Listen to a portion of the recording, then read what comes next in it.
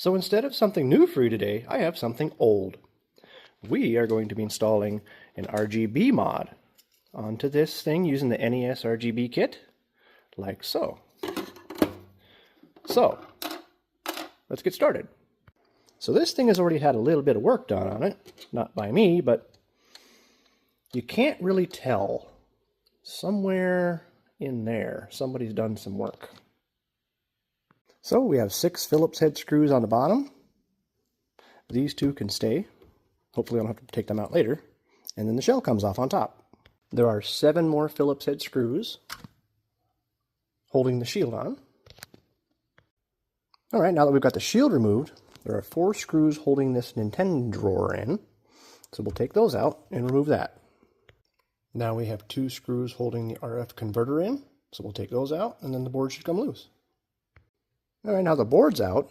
We'll note that player 1 is here, and player 2 is here, and that's power. We'll disconnect this. And here we have a naked Nintendo. And the first thing we get to do is pull that bad boy off of there. Yeah, look at all those pins.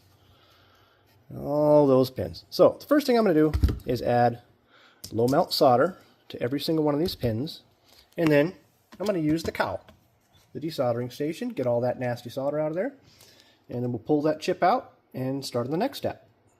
Alright, we got this bad boy out. The next thing we have to do is install our standoff. It goes something like that. Fits right in, and we'll solder that in. Alright, now that we've got this installed, we have to turn our attention to the NESRGB board. This unit here, because we have to install this switch, which will let you control what it does based on like scaling and whatever, all the settings and stuff. So let's get that soldered in real quick. So the next thing we do is install these header pins. They just go right here and right there, like that. I'll try not to bend them, but you get the idea. Alright, now that those are in, we install this board. We have to be very careful about these little tantalum capacitors. They stand up, so you have to bend them very carefully, just a little bit out of the way, so they don't hit the bottom of this board. And that just sits right there. Oops, missed a pin. There we go, just like that. And then we solder all of these on. And this is what I'm talking about. See those little capacitors? Just make sure they're not touching that board. And you hold that down while you solder this on. So, let's get that done. So here's the finished product of that. The extension pins are soldered on. Now we have to turn our attention to the PPU. This bad boy. However, I have to stress, order of operations is extremely important because this chip will not specifically fit on here easily. I'll try to do this one-handed so you can see there. If you notice, that's crooked. I have to cut the pins. Let's get you out of here now. There we go. I have to trim these pins down here so that PPU sits flat. Alright, so I trimmed all these pads and I hit them with some flux and new solder just to make sure that this thing sits down the way it should.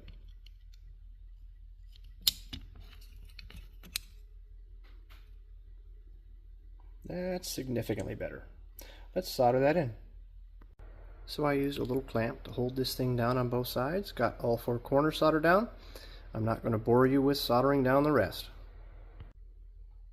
And that's a finished product. PPU is soldered in. Time for the next step. Now that our PPU is installed, the internet says we have to close jumper 1 so we can change the palettes. I'm guessing instead of this switch, we'll be able to use the controller.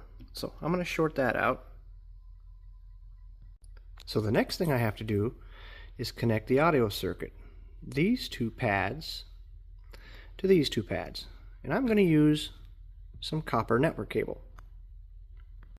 Alright, the audio cable is soldered in. We have 2 more wires to solder in over here that go to the back side of the board, and I will show you that in just a second.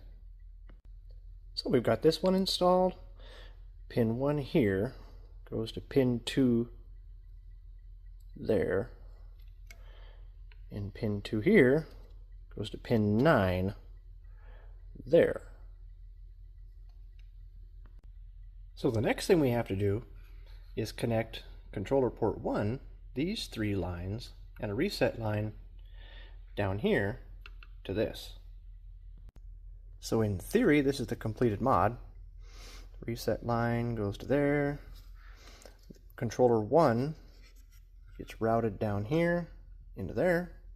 The only thing left to do now is turn it on and see if it catches fire. Well, I lied. I still had one more thing to do, which is cut out a hole for this very carefully so that we can plug in a Super Nintendo composite connector to the NES RGB, which goes here. So let's do that, connect it together, and turn it on. So that's the Nintendo all the way put back together. This is a Bluetooth module that goes to this controller, which is amazing. We are fully on the old Nintendo Super NES RGB connector now. So that goes to my TV with full RGB. So then we turn it on, and this is what we get from the EverDrive. ROMs, top 100. Let's see. What should we play? Final Fantasy. Oh, Festra's Quest. I hated that game. That was one of the worst games ever. Yep. That is definitely Festra's Quest. Bluetooth controller. Love it, dude. Works perfect. Alright. We are going to try to play Mario Brothers. Kaylin wants to play it. Hi, I'm Kaylin. On the modified NES. And it looks absolutely gorgeous. Here comes the Goomba. Good? Hey, get back here, Goomba. Goomba! You missed him. Look at how vibrant the colors are. You ever seen Nintendo Mario Brothers look like this? Beautiful.